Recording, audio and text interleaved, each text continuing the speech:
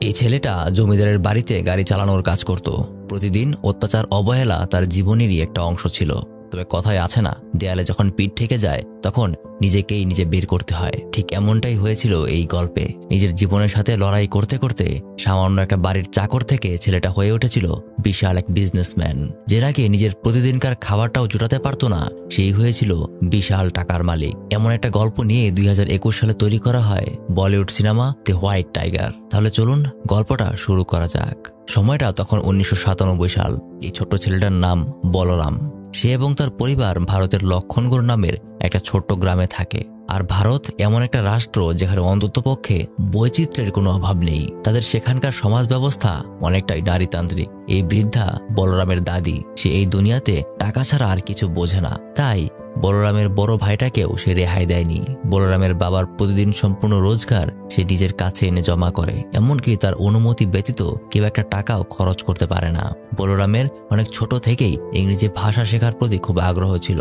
ক্লাসের বাকি বাচ্চারা যেখানে ইংরেজি লেটারগুলো ভালো মতো জানে না, যেখানে বলরামের মুখে ইংরেজি কথা শুনে তার শিক্ষক খুবই অবাক হয়ে যায়। তিনি তাকে ডাক দিয়ে তাদের মহান নেতার ছবি দেখায় এবং জিজ্ঞাসা করে ইনি কে সেটা বলতে।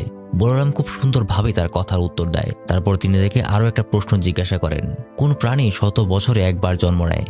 বলরাম জানায় দ্য হোয়াইট টাইগার। এতে তার শিক্ষক খুশি হয়ে যায় এবং বলরামকেই হোয়াইট টাইগার বলে উৎসাহ দেয়। বলরাম তার বাবাকে সবকিছু এসে বলে। তার বাবাও খুব খুশি, কিন্তু বোঝা যায় পরিবারের করুণ অবস্থা তার বাবাকে মন খুলে হাসতেও দেয় না। রাতে যখন সবাই ঘুমিয়ে পড়ে তখনও বলরাম নতুন নতুন বিষয় জানার চেষ্টা করতে থাকে।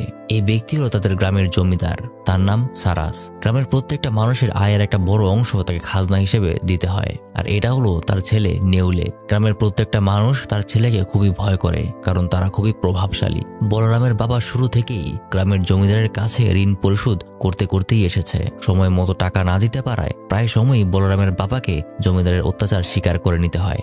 বলরাম লেখাপড়ায় খুবই ভালো ছিল, সেটা শুরুতেই দেখেছি। কিন্তু একদিন হঠাৎ তার বড় ভাই তাকে স্কুল থেকে ডেকে নিয়ে যায়, জানায় ঋণ পরিশোধ করতে না পারার কারণে এখন নাকি তাকেও কাজ করতে হবে।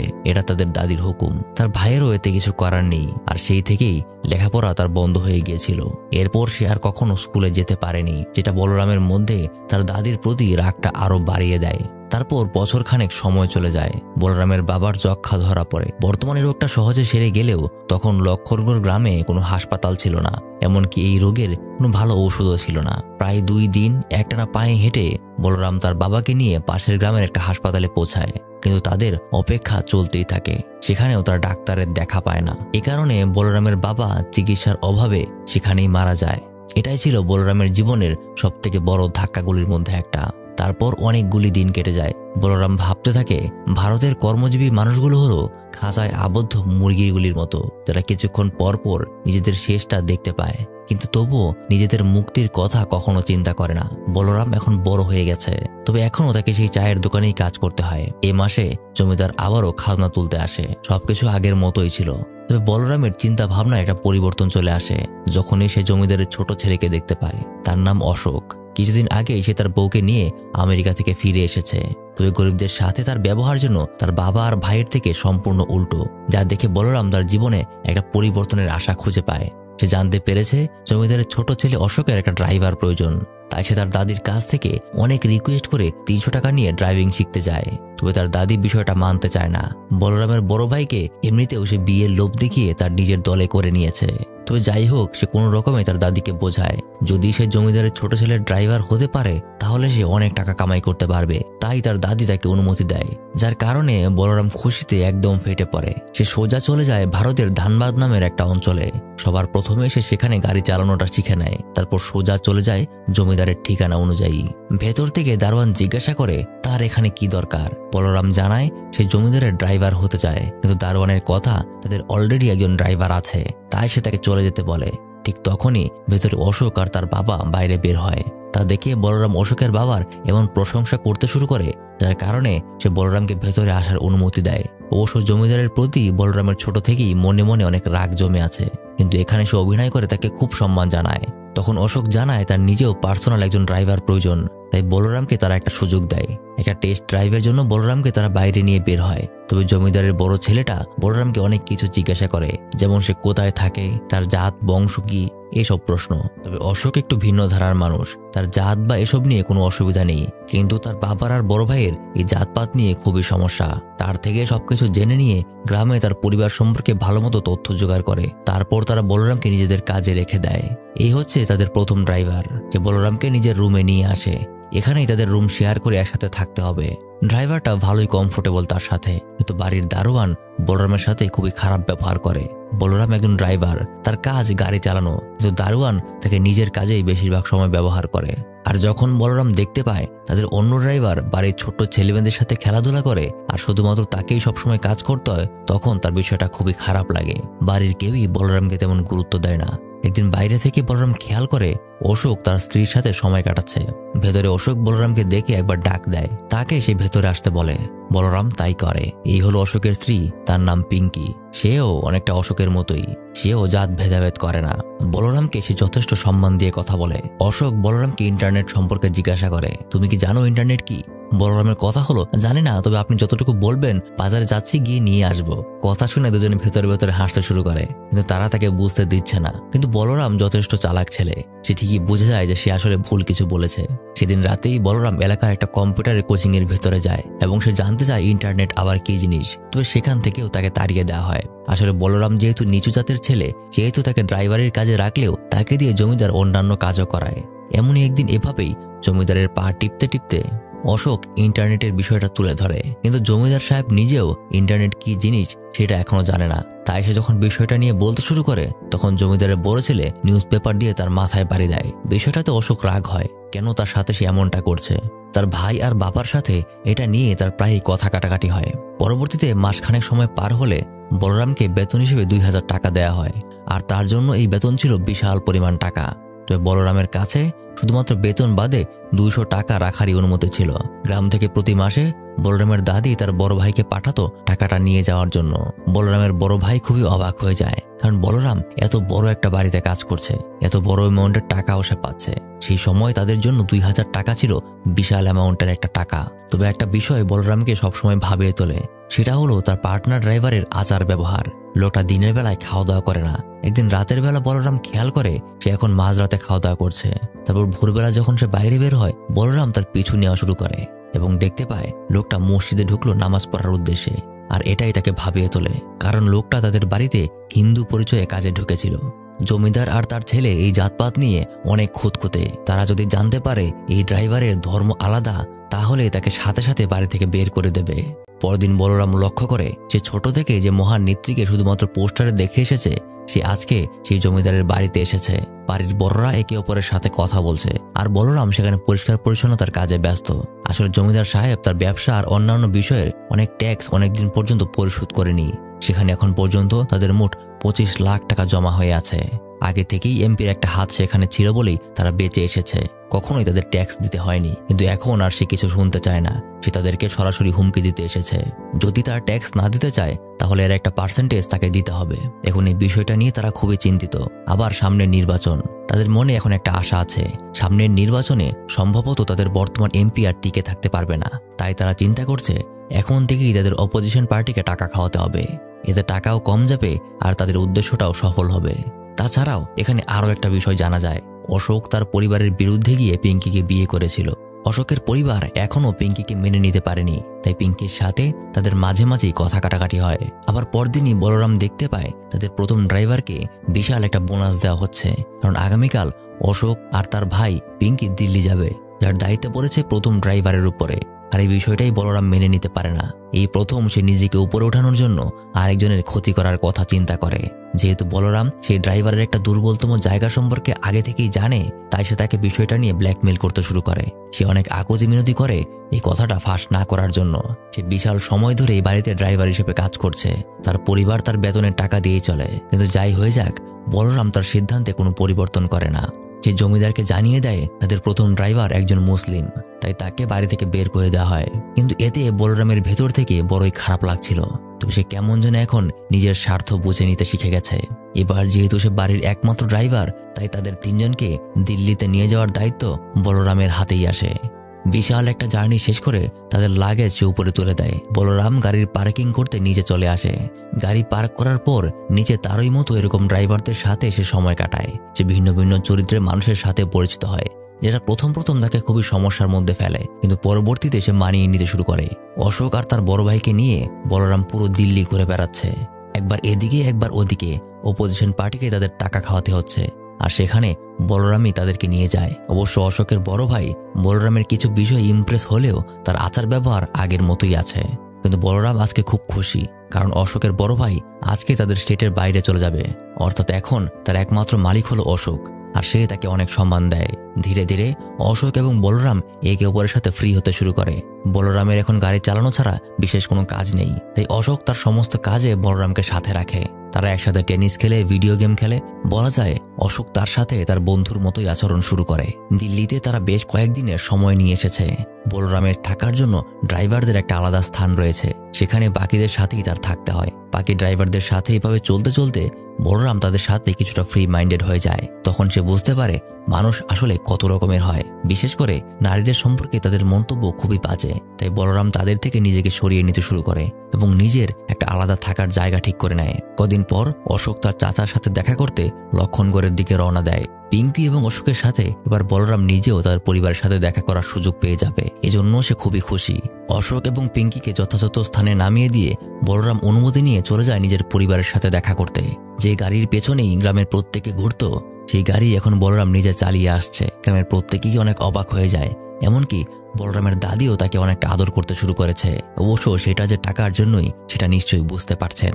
সে জানায় তারা নাকি বলরামের জন্য একটা মেয়েও দেখেছে, এবছরের শেষ দিকে তার বিয়ে করিয়ে দেবে। তবে বলরাম বিষয়টাতে একমত নয়। আবারও যখন দাদি কথাটা তোলে, সে সরাসরি বিয়ের কথা নিষেধ করে দেয়। এতে তার দাদি আর তার ভাই তার উপর বিষয়টা চাপিয়ে দিতে চেষ্টা করে। বলরাম এবার তার কথার প্রতিবাদ করে ওঠে। সে তার পরিবারের জন্য এত কিছু করছে, তাহলে আজ কেন তার কথার কোনো মূল্য থাকবে না? এই বলে সে রাগ দেখিয়ে চলে যায়। আবার ওদিকে অশোক নিজেও তার চাচার বাড়ির অভিজ্ঞতা সম্পর্কে বলরামকে বলে। তার চাচারাও পিঙ্কিকে তেমন একটা মেনে নিতে পারেনি, সেটা নিয়ে তার মনেও বেশ কষ্ট। এভাবে সময় কেটে যায়। একদিন পিঙ্কি বলরামকে তার বর্তমান অবস্থা সম্পর্কে বোঝায়। বলরাম কখনোই পরিষ্কার পরিচ্ছন্ন থাকে না, নিজের প্রতিও কোনো খেয়াল রাখে না। পিঙ্কি তাকে জানায় একটা মানুষ কখনো একটা স্থানে আটকে থাকে না। এমনকি পিঙ্কি নিজেও একটা সময় খুব দরিদ্র পরিবার থেকে উঠে এসেছে, তাই বলরামকে নিজের ভবিষ্যৎ নিয়ে চিন্তা করতে হবে। আর এই পিঙ্কির কথাগুলো বলরামের উপর বেশ ভালোই প্রভাব ফেলে। সে নিজেকে শুধরানোর চেষ্টা করতে শুরু করে। নিজের জন্য কিছু ভালো জামা কাপড় কিনে, টুথব্রাশ, টুথপেস্ট এসব সবকিছুই তার জন্য নতুন। তার এটা নিয়ে খুব কষ্ট যে কেন তার বাবা ছোট থেকেই তাকে ভালো মতো বেঁচে থাকতে শেখায়নি। তার অতীতের দাগগুলো যেন সহজে তার থেকে যেতে চাইছে না। তারপর মাসখানেক সময় কেটে যায়। আজকে পিঙ্কির বার্থডে, তাই অশোক বলরামকে তার মন মতো সাজিয়ে তাকে উইশ করার জন্য নিয়ে এসেছে। পিঙ্কি এটা দেখে খুবই খুশি হয়ে যায়। রাতে একটা পার্টি শেষ করে তারা হোটেলে ফিরছিল। পেছনে পিঙ্কি আর অশোক তাদের রোমান্টিক কাজ করছিল। এটা দেখে বলরাম বারবার মনোযোগ হারিয়ে ফেলছে। রাস্তায় একটা জায়গায় গাড়ি স্লো হলে ছোট্ট একটা মেয়ে পুতুল বিক্রি করতে আসে। পিঙ্কি তার থেকে একটা পুতুল কিনে নেয়, তাকে কিছুটা আদর করে সে পাঠিয়ে দেয়। তারপর পিঙ্কি বলরামকে বাইরে বের হতে বলে, এবার সে নিজেই গাড়ি চালাবে। বলরাম থেকে বারবার নিষেধ করছিল, কিন্তু তারা তার কথা মানেনি। তার দুজনেই তখন কিছুটা নেশাগ্রস্ত ছিল। এই বিয়ে পোড়া হয়ে পিঙ্কি গাড়ি চালাতে শুরু করে। বলরাম খুবই ভয়ে আছে। এভাবেই যেতে যেতে হঠাৎ একটা ছোট বাচ্চা তাদের গাড়ির সামনে চলে আসে। পিঙ্কি সময় মতো ব্রেক করতে না পেরে বাচ্চার উপর দিয়েই গাড়ি চালিয়ে দেয়। ব্রেক করার পর বলরাম বের হলে মেয়েটা রাস্তার মাঝে মৃত অবস্থায় দেখতে পায়। পিঙ্কি কান্নায় ভেঙে পড়ে। সে কি করে ফেললো? তার হাতে একটা মানুষের মৃত্যু হয়ে গেল। কিন্তু বলরাম তাদেরকে গাড়ি থেকে নামতে নিষেধ করে, কারণ এতে করে তারা ফেঁসে যেতে পারে। তারা ভেতরে যাবে না। বলরাম তাদেরকে অনেক বুঝিয়ে বাচ্চাটাকে সেখানে ফেলেই তারা সেখান থেকে চলে যায়। পিঙ্কি নিজেকে সামলাতে পারছে না, সে এটা কি করে ফেললো। পৌঁছানোর পর বলরাম বিষয়টার জন্য অশোককে সান্ত্বনা দেয়। আমরা বুঝতে পারি জীবনের নির্মম অভিজ্ঞতা বলরামকেও কেমন যেন পাথর বানিয়ে তুলেছে। তাই মেয়েটার মৃত্যুতে তার তেমন কোনো খারাপ লাগছে না। তো এই ঘটনা ততক্ষণ পর্যন্ত ঠিক ছিল যতক্ষণ পর্যন্ত না এর দোষ বলরামের উপর চাপানো হয়। পরদিন অশোকের বাবা আর তার বড় ভাই একটা উকিলের সাথে কথা বলে কিছু কাগজ রেডি করিয়েছে।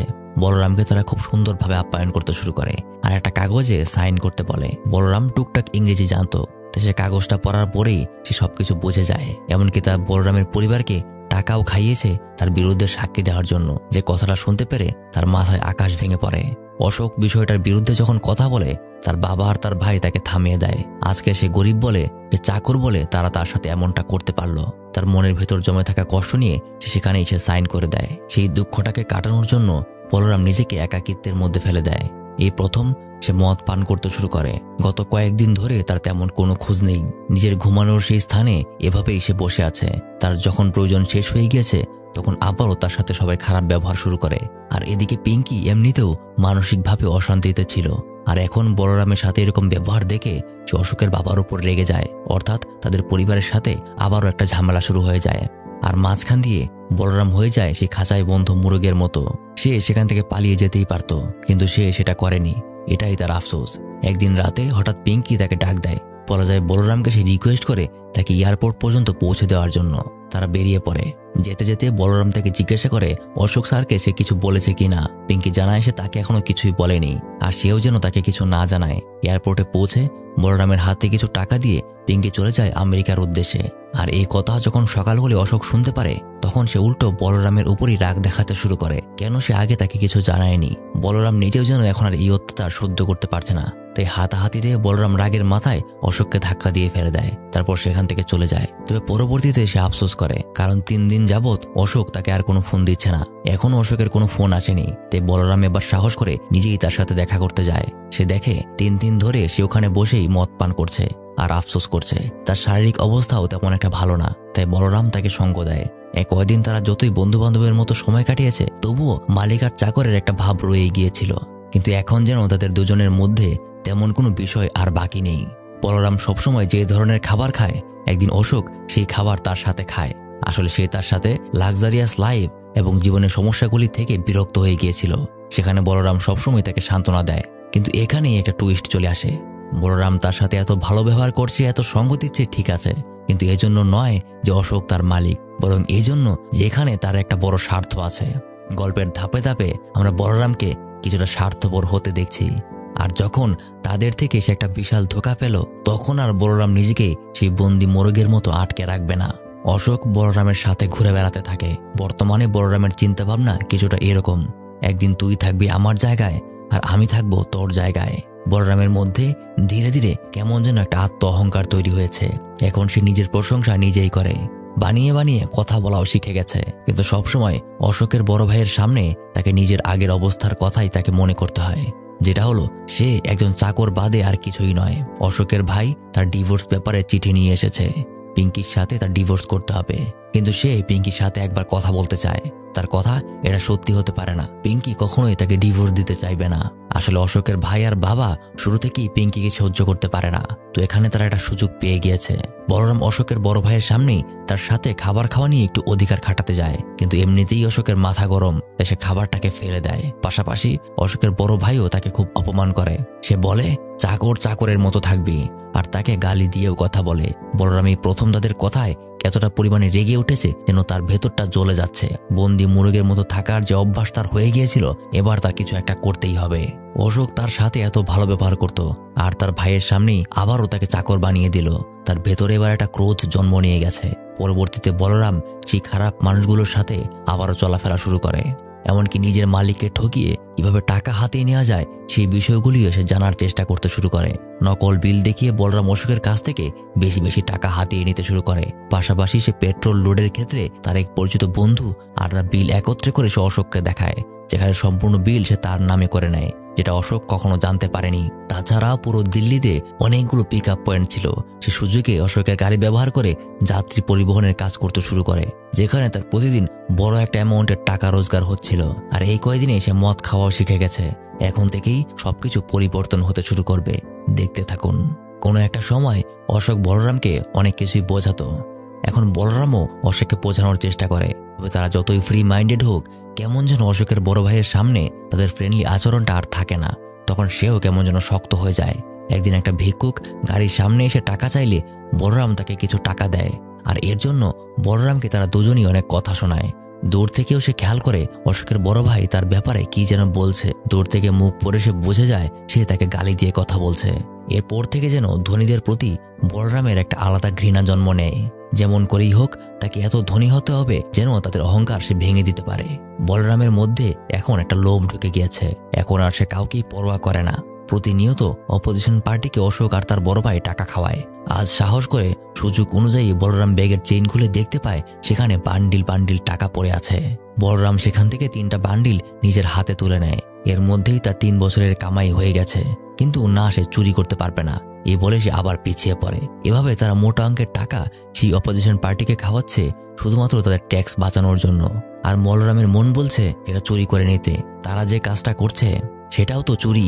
সে যদি এখান থেকে 3টা বান্ডিল নিয়ে নেয় তাহলে সমস্যাটা কোথায়? দুটো কাজই তো সমান অন্যায়, কিন্তু কখনোই সে তার চিন্তাকে এগিয়ে নেওয়ার সাহস পায় না। তবে এভাবে আর কয়দিন?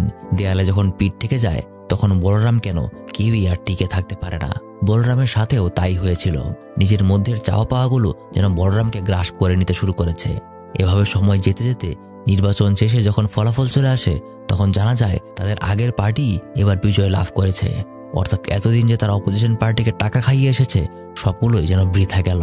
অশোক সেই নেতার সাথে কথা বলে, কিন্তু এখন সমস্যাটা হলো তারা জেনে গিয়েছে অশোক আর তার পরিবার এতদিন অপোজিশন পার্টিকে টাকা খাইয়ে এসেছে।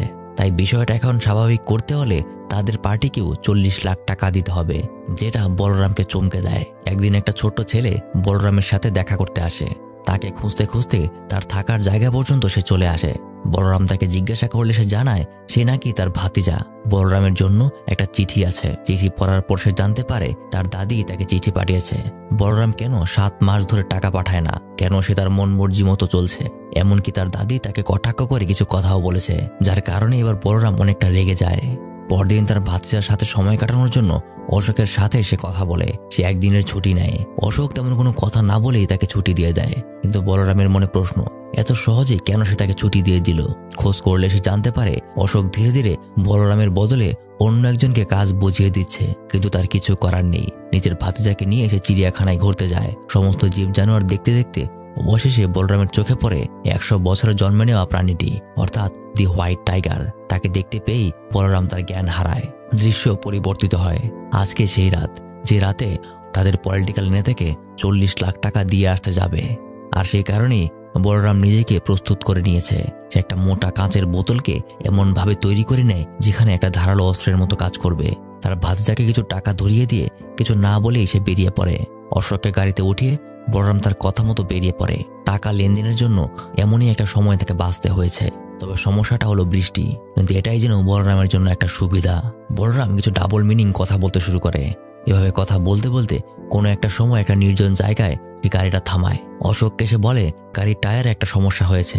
প্রথমে সে নিজে বের হয় এবং নিজের ধারালো কাচের বোতলটা পাশে রেখে অশোককে নামতে বলে। জানালার গ্লাস নামালে বলরাম তাকে জানায় তার সাহায্য লাগবে, কিন্তু এই বৃষ্টির মাঝে রাতের বেলা আশেপাশে কাউকে খুঁজে পাওয়া যাবে না। তাই বলরাম অশোককে গাড়ি থেকে নেমে সাহায্য করতে বলে, না হলে তাদের এখানেই আটকে থাকতে হবে।